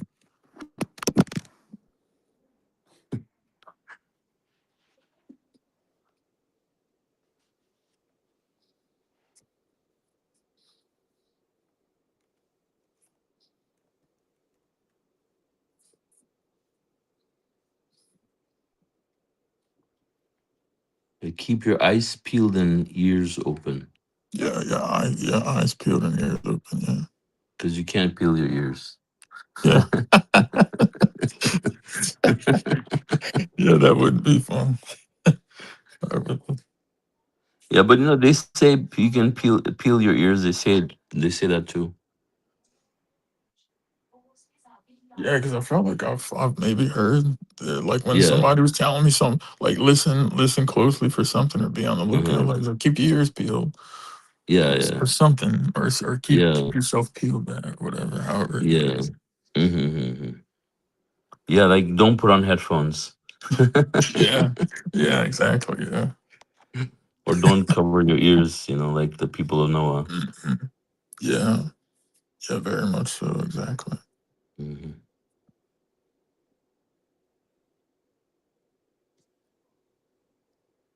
Yeah, because I mean, when we realize, like, when we think about the gravity of the situation that we're in, you know, is is more serious. It's far more serious than any like worldly, like temporary thing that the world could offer. Hmm.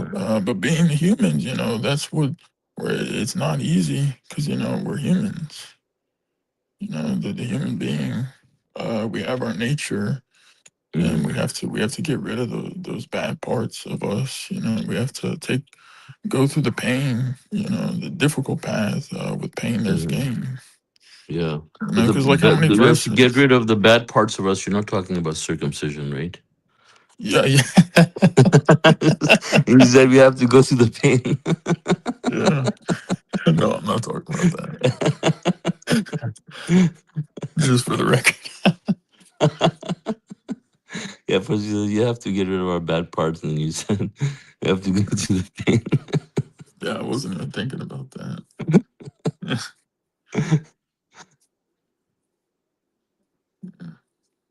Yeah, and the verse you read, it says where God says He designed you well. Designed us well, You yeah. know, yeah, mashallah. There's other verses where God says He designed you, He perfected your Perfected his design. design, yeah. You know, Yeah, so we're perfect the way God so designed us. yeah. So anybody who believes that we can be better than perfect, in our terms of our design by changing the design, in some way, or getting rid of part of it, we are perfecting it or making it better. Obviously, it doesn't make sense Yeah, it's arrogance from too, because that angle. it's Yeah. showing it's the human being like trying to say, I Mm-hmm. mean, God be glorified, Mm-hmm. but they're trying to Mm-hmm. say they know better than God.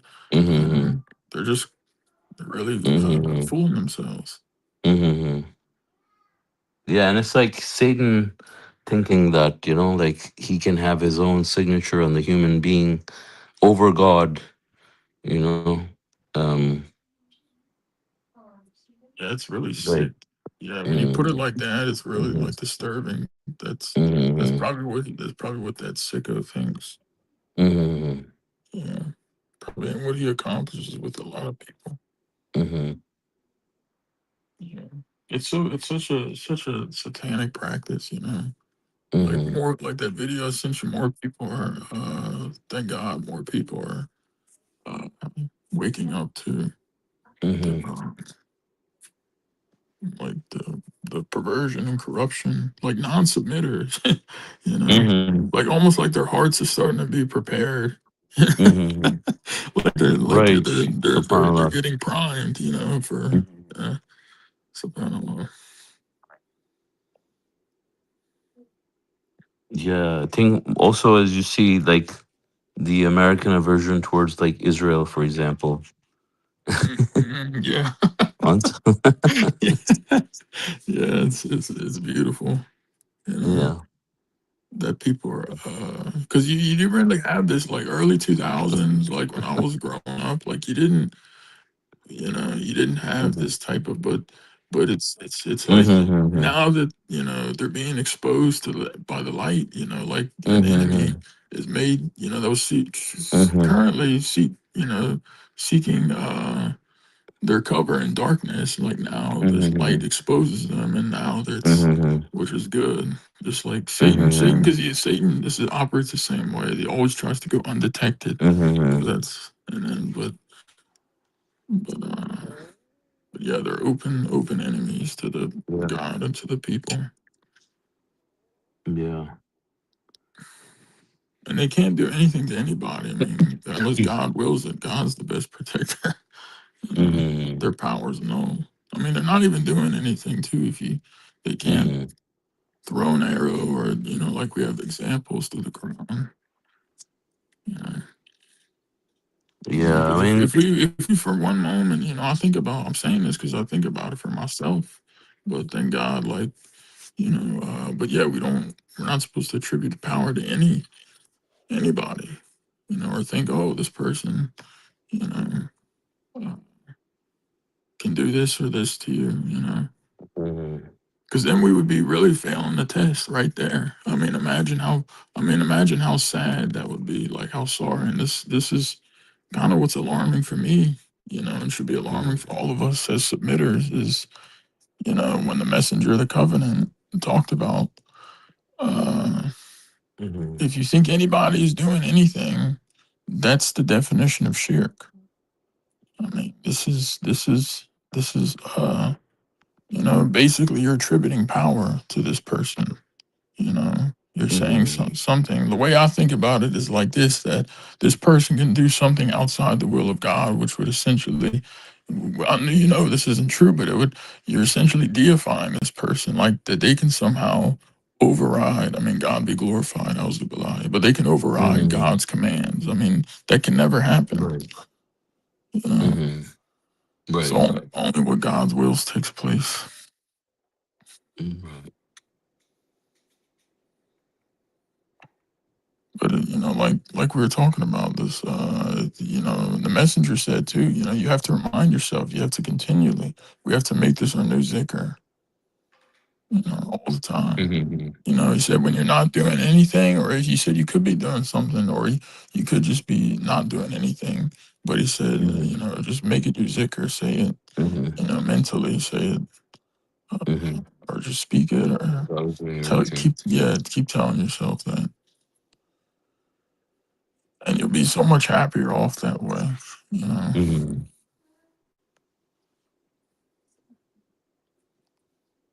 God is running everything.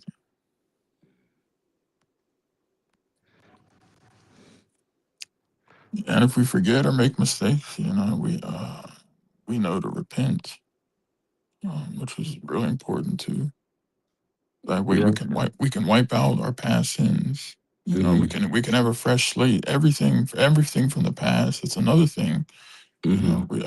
We could also we hurt our we don't want to fail the test and the sense thinking, oh, God won't forgive us, or, no, Mhm. like Messenger said, anything is forgiven, everything Mhm. from the past. Like Mhm. literally our brand new moment could be right now, and then everything's wiped and we start fresh. Mhm. I'm going forward. SubhanAllah. Yeah, what do you think about verse 74, verse so 40, verse 74, where it says um, that in fact when we worship them, we were worshiping nothing. And the subtitle says they worship nothing. How do you understand that?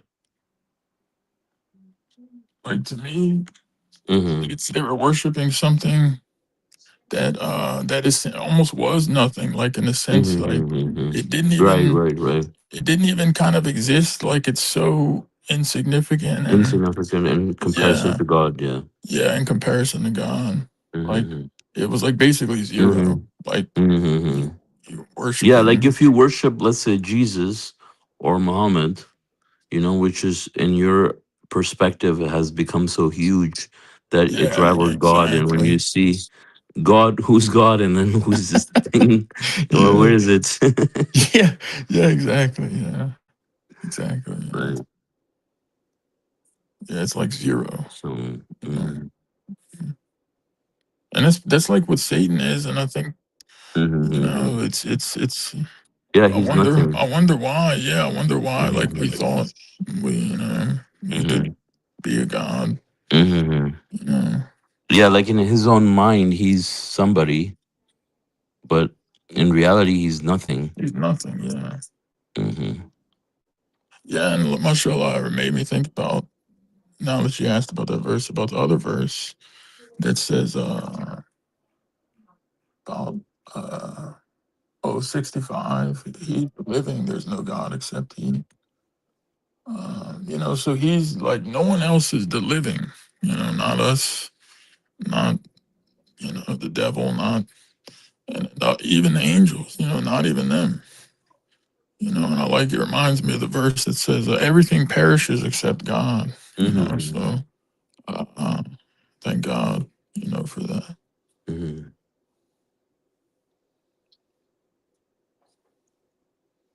'Cause, I mean, that lets us know he's always there. He's always Hmm. there to provide for us. Hmm. Until the end, or Yeah. like of our time on this earth and for eternity, God Hmm. willing. Like we won't Hmm. end up uh, like our soul. Thank God that it's this way. Like that's something to be eternally grateful for. We wouldn't want to have it any other way. I mean, once we realize like the truth, we wouldn't Hmm. want it any other way. Like the truth that we know now Hmm. from the Quran. Yeah. In verse 75, it says, this is because you used to rejoice in false doctrines on earth and you used to promote them. So there are people who are promoting false doctrines or false beliefs or false practices. I mean, these will be the people making the statement. Yeah, it reminds me of yeah, what was that Midra? Yeah. Yeah, the Majaro with those. Like, yeah, I mean that's just Hmm. one Hmm. of Like the many, children and others. I'm but just just trying one I to. was directly exposed to. I guess Mhm, like in submission, mhm, like mhm, got to witness it. right, live Live. as it Yeah, happened. yeah. I mean, like they should read this verse and then reflect upon themselves. Like, am I doing this? I mean, not just this, but the things you and I have sent them. But Mhm,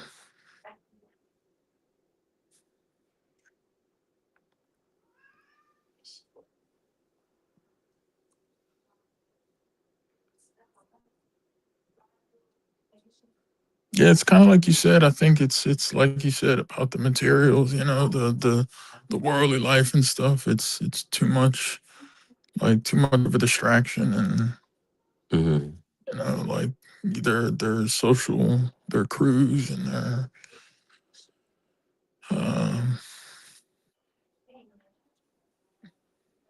I mean, that's part of and that's another significant part of the test. I mean, like disbanding from your group of people. I mean, we see every prophet and messenger was tested like that. How they had to separate themselves from their social circles, their social milieux, families and friends. But we can see But this is something that catches a lot of people. I mean, mhm, I mean, people you've reminded that mhm, I mean, we know. I mean, like, and things I've had to, go through mhm, myself. I mean, you've had to mhm, go through. I mean, this is actually mhm. it's interesting because this is a big. We see it, and it God tells us in Surah 58 and Surah 9 about Did you think you'd be left to believe without distinguishing those, Mm-hmm. who ally themselves with God's enemies, and even if they're the enemies of the messenger, God, the believers, and and another one about the, Mm-hmm. the um, your parents, your siblings, and business you worry about more beloved to you than Mm-hmm. God and striving in His cause. Mm-hmm. I mean, because what does that tell us, right? Like Mm-hmm. about the things we were talking about earlier about worldly things, like these are all Mm-hmm. worldly aspects that we deal with and face. Mm-hmm. So yeah, it's not easy. Mm-hmm. Yeah, and it says, uh, when their messengers went to them with clear proofs, they rejoiced in the knowledge they had inherited. Mm. Right, like the knowledge that these people inherited, even though you show to them the clear proofs, and the very things they ridicule were the cause of their fail. And when it says they used to be in greater number, greater in power, and possessed a greater legacy on earth. Like the legacy, the greater legacy on earth, right? Like imagine Those like are how these those people are are talking actually about the legacy. yeah. Aren't the We're Persians we're known we're for their worship of God alone? yeah. Or they're not known for what is that? Yeah. I mean, Monotheism, yeah. yeah. So, mm, But I mean, at that point, you're just lying. Like that, that individual just, mhm, straight up mhm, lying to themselves because even any a quick research will tell mhm. you that's completely false. Yeah, So that yeah, tells us right there that they're not yeah. So the heritage becomes their idol, then, right? idols, right? Yeah. Heritage, yeah. Yeah, but like I told that person, in the message, and I was really concerned. I was like, this isn't, that's not something that's going to save you. I could see, Mhm, I could actually understand. I mean, I wouldn't like it or agree with it, but like I said, but let's just say you lived in a reality.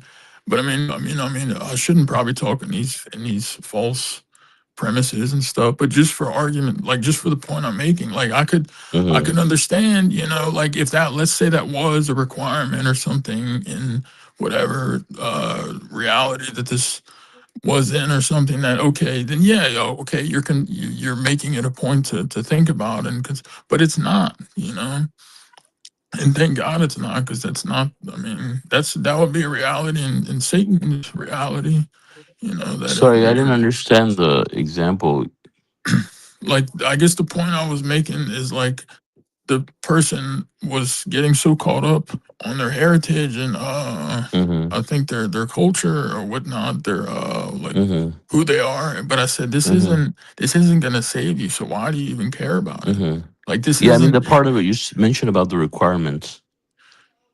yeah, like I guess what I was saying. So like if it was I was saying if it was like I could see, okay, this person is concerned about, these heritage things because it's part of how you get to heaven, like, then that would make sense that they're concerned and they're making it a point, but the fact is that it's not. So why are they even talking about it? You know, Mhm. Well, I mean, it has you nothing to know what do I'm with saying? religion, Yeah, no, that's the point. That's the point I was making. Like, right? it's not going to get them to heaven. So why would you? Mhm, So my point to them was like, why would you be mhm, concerned with anything remotely mhm, if it has nothing to do with like the commandments and how we make it to mhm. heaven? Like it Right, shouldn't be a basis for their argument on right, anything. right. They should just Mhm, throw it out and like not even care about it. mhm, mhm. Really Right. not even think about it to begin with, because that's Yeah. if it doesn't have anything to do with God or Mhm, like what uh mhm. what's what we have to follow, then it Yeah, doesn't but that's the matter. argument. That's the Yeah. argument they use. That's the argument that they use to say, "Oh, you're some mullah who are trying to prohibit lawful things." Because where does God say we can't celebrate these Oh holidays? yeah. Yeah. I mean, they can, they want, but they're told Mm-hmm. not to. But they're if Mm-hmm. they're willing to pay the price, and that's what I Mm-hmm. think they don't. They probably don't think that there's a price to pay. Mm-hmm. That's part of the Yeah, I issue. mean the thing is, if people believe that's God's system, right? If people believe that they will be held accountable and they believe in the hereafter, God will naturally allow these people to keep away from these things Mhm. and bring them towards the truth. Like um, so because I mean the reason why people go into these things is because they don't actually believe in the hereafter. They latch on to all of these distractions. It's kind of sad, I guess. Like, I mean, that Mhm. must. How does it? I wonder how they feel. Like, do they know that they don't believe in hereafter? Like, doesn't this scare? Shouldn't this scare the? Well, God says their devils make companions. The companions are devils, so they make them believe that they're guided, Right. but they actually believe they're guided. Yeah, yeah, that makes sense. That's why they Mhm. probably they So like, like I was gonna give like an obvious example. Like they can look down on their uh, uh, daughter-in-law and say like, "Oh, what kind of wife are you?" Like, you're not taking care of your husband and things like that, and still believe that they're on the right path. yeah. I mean that's yeah. I couldn't believe like that type of those type of words coming out of a submitter. Like, That oh, type his, of his clothes treatment. are dirty. What Yeah, kind of wife are you? yeah. Like that. Even I mean, even Yeah. like from people who don't even like that should be Mhm. like even from like I was gonna say like non-submitters like that stuff. Mhm. That's so unpolite and rude. Yeah. I mean, and then Yeah. the messenger And I like think, remember what he like, said like if you yeah. offend your brother or Mhm. sister like what Yeah. he talked about that. Yeah, And but that's this is a very common behavior from like grandparents, towards their younger generations, like who have married outside of their culture, So it oh clearly yeah shows you, yeah, because they're not one of yeah. yeah So they're it not one of clearly those groups. shows, Their animosity towards that yeah, and it yeah. shows the how your heritage is your idol. Actually, that made me think because like I was watching this, this new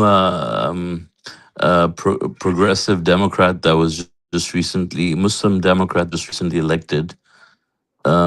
Some Abdul, some Sayyid or whatever. He's Egyptian, so he said something similar. He was joking actually, but it was a true statement. So his grandfather, his grandfather told him in Arabic. He said, like there's 20 million Egyptians. He actually married an Indian woman. So he says there's actually 20 million Egyptians, and you ended up marrying an Indian. And so he said, I replied to him. I says, well, there's 1 billion Indians. So,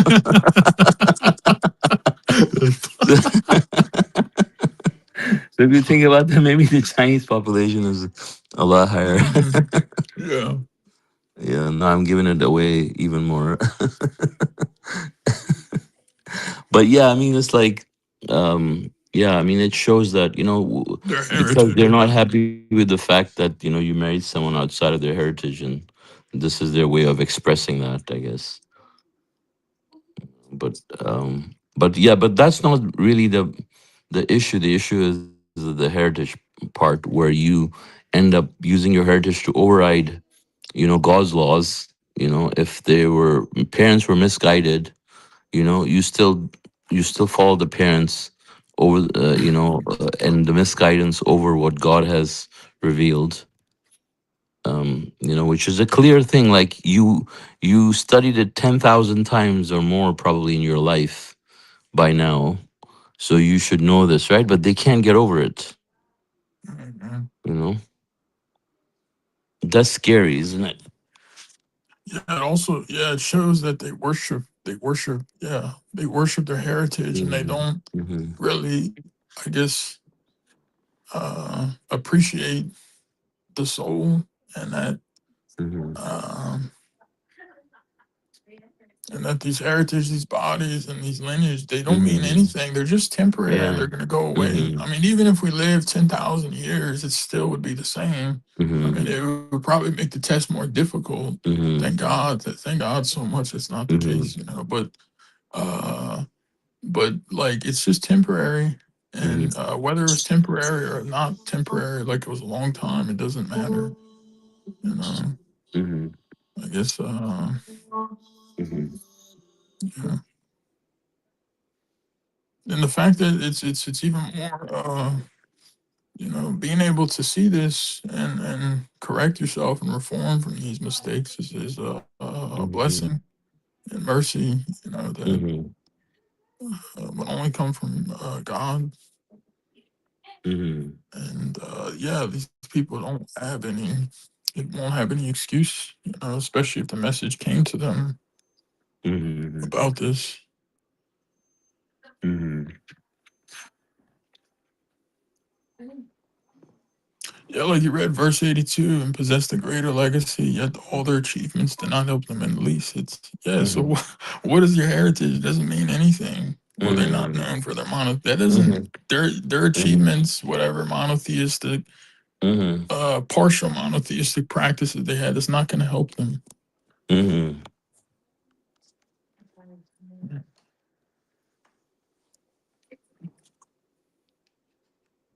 I mean, you see this. I just saw a comment the other day on a post I made on Instagram. I couldn't delete it because it's like, I think because I created it with like some way where it's not a traditional post. It's like the platform is was through Facebook. But anyway, the comment said something about Catholicism is the only, it was just like funny to read. It's Mhm. these people are so sure Mhm. about this, and you can just see the amount of they say these things because they don't have certainty about the hereafter. So they think if they just repeat it and parrot, Mhm. that somehow it's just eventually gonna become true.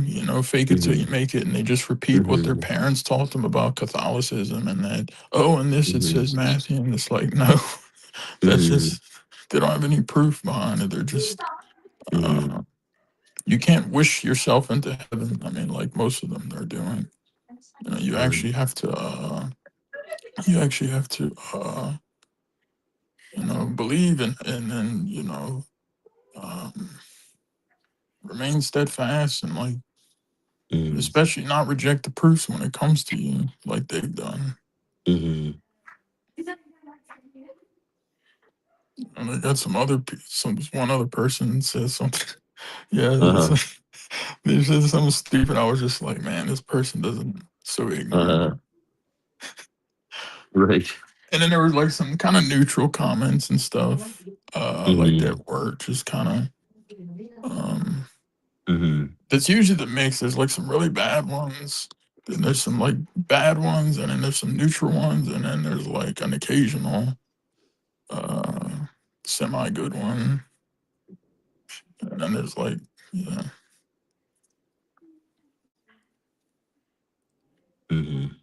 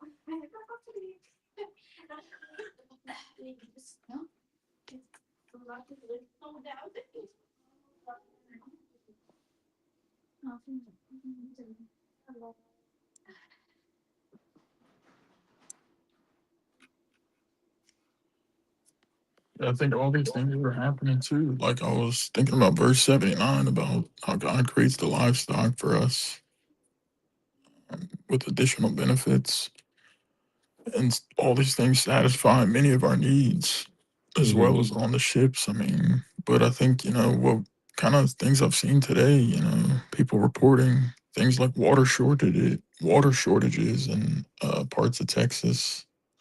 And whether it's coming from this corporation or this avenue, I mean, I think the thing that people should look at beyond that is turning back to God and being appreciative because for these things that previously were so taken for granted.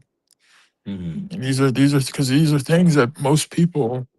I mean, if you're not an active submitter to God alone, and you're reading his scripture, this Quran, and observing the commandments. I mean, I don't think most people are gonna appreciate these things this way, right? Mm-hmm.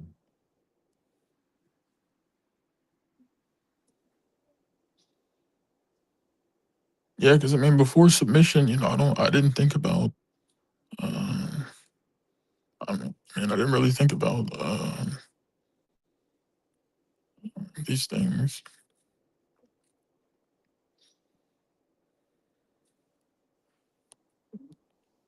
Mm-hmm.